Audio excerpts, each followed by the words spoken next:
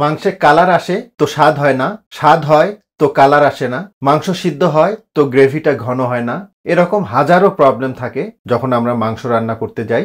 জি প্রিয় দর্শক, আসসালামু আলাইকুম। দি রসুই রেসিপিতে সবাইকে আরেকবার স্বাগতম। নিশ্চয়ই বুঝতে পারছেন আজকে করে দেখাবো মাংসের রেসিপি।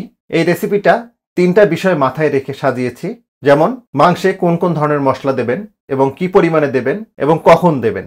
দ্বিতীয়ত, রান্নার কোন পর্যায়ে চুলার তাপটা কিরকম থাকবে, এবং ফাইনালি টোটাল রান্নার প্রসেসটা, যেগুলো আমি ভিডিওতে বিস্তারিত আলোচনা করব।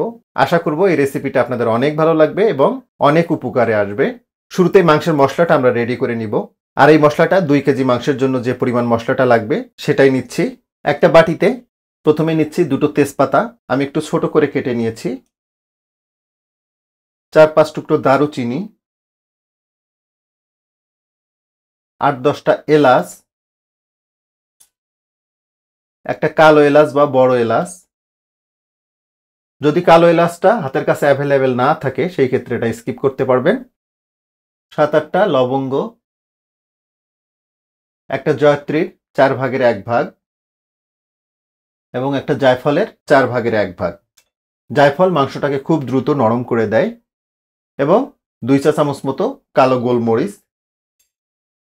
মশলাগুলোকে না টেলে বা না ভেজে গ্রাইন্ডারে গুঁড়ো করে নিব। মশলাটাকে গুঁড়ো করে ফিরলাম। তো এখন আমরা চলে যাচ্ছি মূল রেসিপিতে। চুলে একটা পাতিল নিয়েছি, 1/2 কাপ মতো রান্নার তেল দিয়ে দিচ্ছি।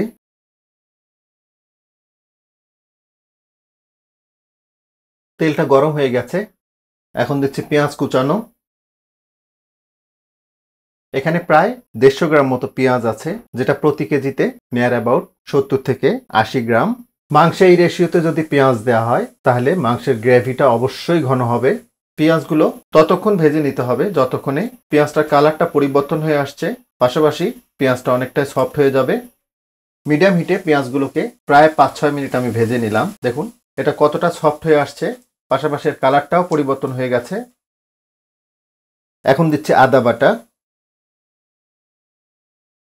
3 টেবিল চামচ আদা বাটা দিলাম। দিচ্ছি রসুন বাটা, রসুন বাটাটা 2 টেবিল চামচ দিলাম। মাংসে আদা ও রসুনের অনুপাতটা হচ্ছে 3:2, অর্থাৎ যদি 3 টেবিল চামচ আদা দেন তাহলে 2 টেবিল চামচ রসুন দিতে হবে। আমি চেষ্টা করব পুরো ভিডিওটাতেই সকল ধরনের টিপসগুলো দিতে, আর এই টিপসগুলো ফলো করলে কখনোই মাংস রান্নায় ব্যর্থ হবেন না, অভিজ্ঞতা থেকেই বলছি। আদা ও রসুনের কাঁচা গন্ধটা চলে যাওয়া পর্যন্ত এগুলোকে একটু ভেজে নিলাম।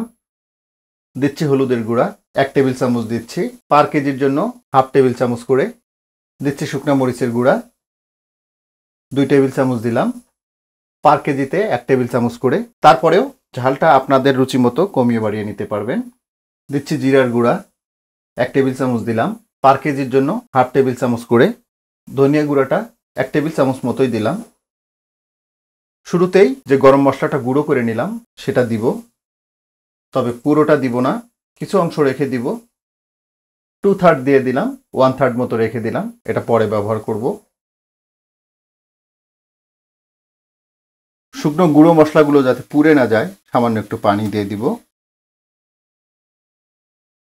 1/2 কাপ মতো পানি দিয়ে দিলাম। এখন দিয়ে দিব লবণ, 2 টেবিল চামচ লবণ দিয়ে দিলাম।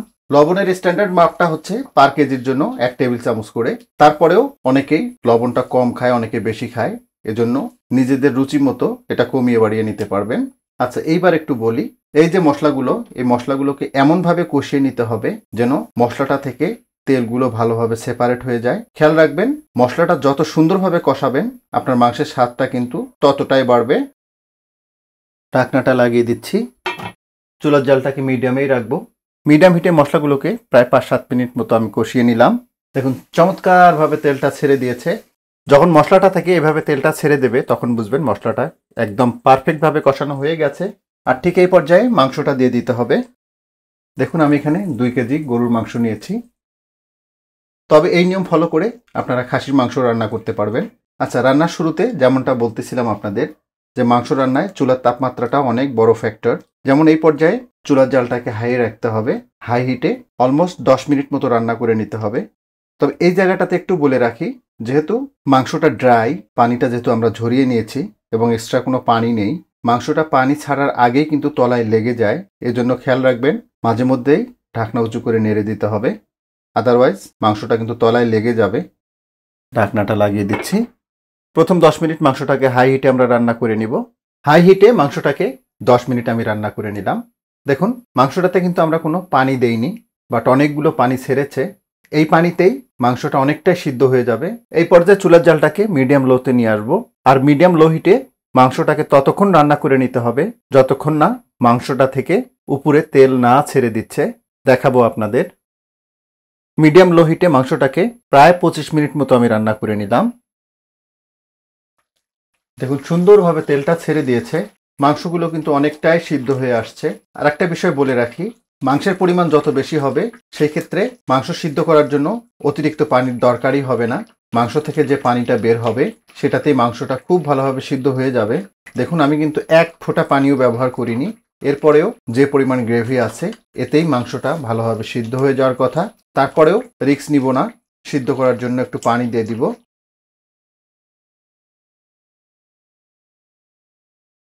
সেই সাথে ফ্লেভারের জন্য 5-6টা কাঁচামরিচ দিয়ে দিব।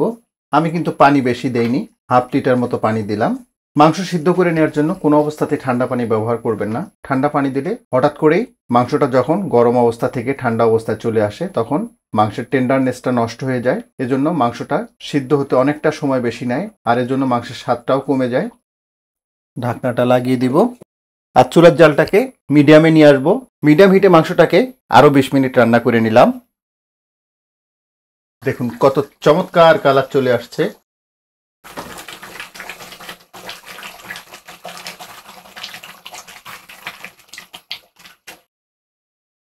এই পর্যায়ে সেই শুরুতে যে গুঁড়ো মশলাটা করে নিলাম 2/3 দিয়েছিলাম, 1/3 রেখেছি, সেটা দিয়ে দিব।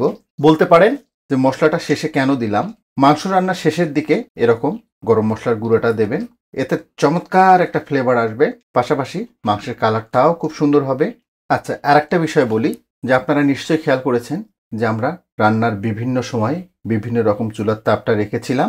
প্রথম 10 মিনিট আমরা হাই হিটে রান্না করে নিয়েছি, দেন পরের 25 মিনিট আমরা মিডিয়াম লোতে রান্না করে নিয়েছি, এবং তার পরের 20 মিনিট মাংসটা সিদ্ধ করে নেওয়ার জন্য যখন আমরা পানিটা দিলাম সেই সময়টাতে মিডিয়াম হিটে 20 মিনিট রান্না করে নিলাম। 10 মিনিট, 25 মিনিট এবং 20 মিনিট, টোটাল 55 মিনিট মাংসটা রান্না হয়ে গেছে। গরুর মাংস রান্না করতে অন অ্যাভারেজ 1 ঘন্টা 10 মিনিট থেকে 1 ঘন্টা 20 মিনিট মতো সময় লাগে, এর ভিতরে রান্নাটা হয়ে যায়। তো রান্নার আমরা একদম শেষ পর্যায়ে চলে আসছি। এই পর্যায়ে একটু পেঁয়াজের বেরেস্তা দিয়ে দিব।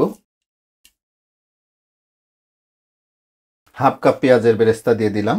এই পেঁয়াজের বেরেস্তাটা দিলে মাংসে খুব চমৎকার একটা ফ্লেভার আসবে, পাশাপাশি মাংসের স্বাদটাও বেড়ে যাবে এবং কালারটাও চমৎকার আসবে।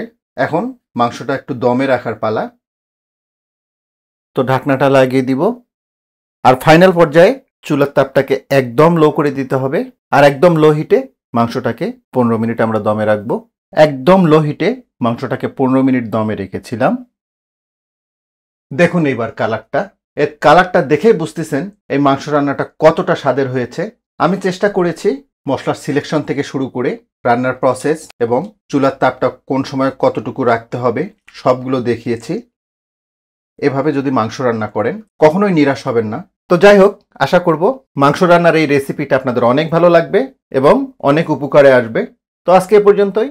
সবাই অনেক ভালো থাকবেন, সুস্থ থাকবেন, নিরাপদ থাকবেন। আল্লাহ হাফেজ।